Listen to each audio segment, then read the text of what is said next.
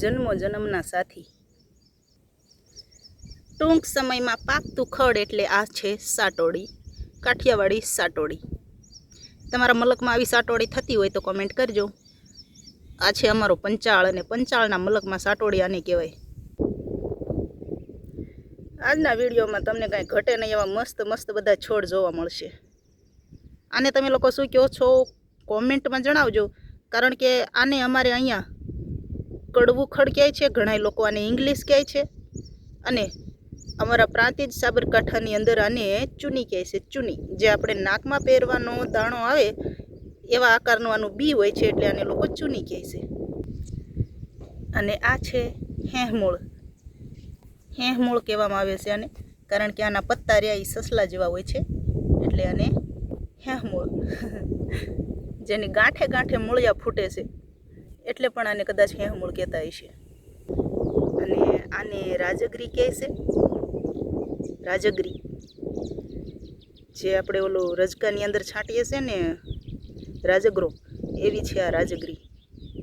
અને આ તો ઓલ ઇન્ડિયામાં પ્રખ્યાત ઘાસ એટલે ધરોડી છે ને। ધરોડી ખેતરપડામાં હોય તો હેરાન કરી નાખે ને બગીચામાં હોય તો મજા આવી જાય બેહવાની। અને આને અમારી કાઠિયાવાડી ભાષામાં કહે છે અઘેડો। અઘેડાના બી હોય એને કાંટા આવે, ને કાંટા આપણા કપડા હારે ચોંટી જાય અને આપણા હાથમાં પણ વાગે, પગમાં પણ, જ્યાં આપણા હાથ ઘસાય, જે આપણું શરીરનો કોઈ પણ ભાગે ને ઘસાય એટલે એ કાંટા આપણને ચોંટી જ જાય, એ છે આ અઘેડો। અને અઘેડો બહુ જ આયુર્વેદિકમાં કામ આવે છે। આ થૂંભડાવાળું ઘાસ છે, આ બહુ જ મસ્ત થાય, જે આપણા પશુઓને ખાવામાં પણ બહુ જ મીઠું હોય, અને આમ થૂંભડાવાળું ઘાસ કહેવામાં આવે છે આને। અને અમારા પાડોશી હતા ગોબર દાદા, એ અત્યારે હવે નથી, ભગવાનના ધામમાં વહી ગયા છે, એમણે અમને આનું કંઈક નામ આપ્યું હતું પણ અમે ભૂલી ગયા છીએ। થૂંભડાવાળું ઘાસ અમે કહીએ છીએ। અને તમે લોકો આને શું કહો છો? કેટલું મસ્ત છે, ઝીંઝવા કરતાં પણ મસ્તીનું, મીઠું પણ બહુ આવે, અને આને ગાંઠું ન થાય, અને ઢોર બહુ જ ખાય આને। અને આ બધી છે ગોળ પત્તાવાળી સાટોડી, જે આપણે ગઈકાલે ભાજી બનાવી હતી, છે ને મસ્તીની।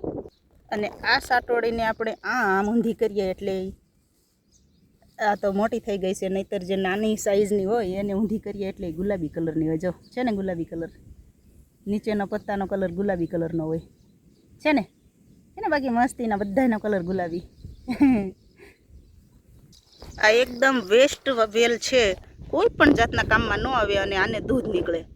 આને અમે ગાય કે ભેંસું ચારતા હોય ને તો પણ એ ખાતા નથી। બળદ કે ગાયું અમે અહીંયા ચરાવતા હોય તો આ ખાતા નથી, એકદમ વેસ્ટ વેલ છે, આ કાંઈ જ કામમાં ન આવે। જેને ચડે છે આંકડાની માળ, શમરૂ બજરંગી। આંકડો છે આંકડો। અને આ છે આંકડાના ડોડવા, જે ટૂંક જ સમયમાં હવે આવી રીતે ફૂટી અને ફૂલડા થઈ જશે। આ છે કંકોડા। શું છે આ? કંકોડા, જેને કંટોલા પણ કહે છે લોકો। અને હવે આ ફૂલે ફૂલ જોરમાં ખૂબ જ ગાંજામાં ફૂટ્યા છે, બહુ મસ્તીના। જો આ છે એનું થડ, આ એક વખત ઉગે ને એટલે પછી આ થા જ કરે, આ એનું થડનું ઝૂંડ છે। અને અહીંયાથી એક જ આરે આટલા બધા નીકળ્યા છે, અને એનું બળ કેટલું છે, શક્તિશાળી છે, એકદમ તંદુરસ્ત વેલ છે।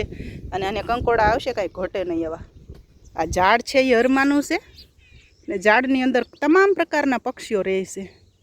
અને આ વેલ છે એ ટિંડોરીની છે, પણ આ કડવી ટિંડોરી આવે, અને ટિંડોરાનો આકાર એકદમ ઝીણો ઝીણો થાય। જો આ ગયા વર્ષના હુકાઈ ગયેલા છે, જો આવડો આકાર થાય એનો, યા છે આ ટિંડોરી, એનું શાક ન બને। અને આ છે શું છે? આ લજામણી નથી, પણ આ વેલનું નામ અમને નથી આવડતું, બાકી લજામણી હોય ને, જેને ઘણા લોકો શર્મિલી પણ કહે છે હિન્દીમાં, અને આપણે ગુજરાતીમાં લજામણી કહે કાઠિયાવાડી ભાષામાં। એને અડીએ એટલે આમ બધું હોઈ જાય, પણ આ હોતું નથી, એટલે એનું નામ તમને આવડતું હોય તો અમને કહેજો। અને અહીંયા પણ કાંઈક આવી રીતના આ છોડ ઉગ્યા છે, જેનું નામ અમને નથી આવડતું। આ છોડનું નામ પણ અમને નથી આવડતું। જોવો અવનવી એવી બધી વસ્તુ અહીંયા ઉગે, જો આને ફૂગ લાગી ગઈ છે કે શું છે? ઓ બાપરે, જો ફૂગ લાગી ગઈ છે, ફૂગ।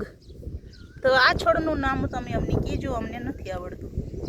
અને આ રહ્યો ને આ ફાંગનો વેલો છે, અને ફાંગ મોટા મોટા પત્તાવાળી વેલ જે આવે છે, જેને સફેદ કલરના ફૂલ આવે, અને બહુ જ મસ્ત સુગંધ આવે, સાંજ પડે ને એટલે જો આ રીંગણીના પાઠા ઉપર જે ચકલા બેઠા ને એ ઉડી ઉડી અને હરમા ઉપર જતા રહી છે. જગ્યા ને જગ્યા જગ્યા જગ્યા એટલે હરમો રહ્યો ને એ બહુ બધા પક્ષીઓનું ઘર છે. અને હવે તમને બતાવવી છે જોરદાર સુપર વેલ, જે અમને અને તમને ને બધાને એની ભાજી પણ ભાવે, એના ભજીયા પણ ભાવે, અને ભાજી અને ભજીયા બને છે એના ફૂલના, અને જે અત્યારે માર્કેટમાં બહુ જ મોંઘા ભાવમાં વેચાય છે. તો ચાલો બતાવી દઈએ તમને એ વેલ. જણાવો ચાલો આ મસ્તીની વેલનું નામ જોવો, આ સુંદર સુપર વેલનું નામ જણાવો.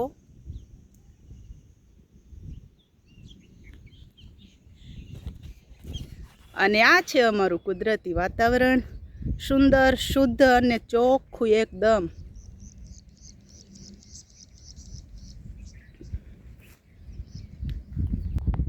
ઓકે બાય, જય શ્રી કૃષ્ણ, ખુશ રહેજો. અને કેવો લાગ્યો વિડીયો, કેવા લાગ્યા બધાએ અવનવા છોડવાઓ, કોમેન્ટમાં જણાવજો.